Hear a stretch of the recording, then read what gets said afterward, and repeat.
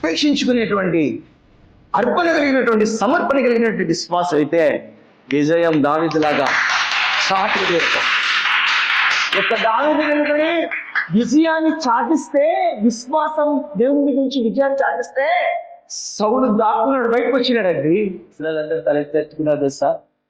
ఒక దావీదు తన అర్పణ చేత ఒక్కటే నువ్వు. What about you? నిన్ను గురించి ఏంటిది? నిన్ను ఉపేక్ష ఉందా? నీకు సరి చేసుకునేటుందా? నీ అర్పణ సరి చేయబడుతుందా? నీ అర్పణ పరిశుద్ధపరచబడుతుందా? నువ్వు సరిగ్గా లేకుండా, నీకు సమర్పణ లేకుండా, నీకు ఉపేక్ష లేకుండా, దేవునితో కొనసాగకుండా నీకు జయం అంటే వస్తుంది. ఎవరికి చెప్పండి?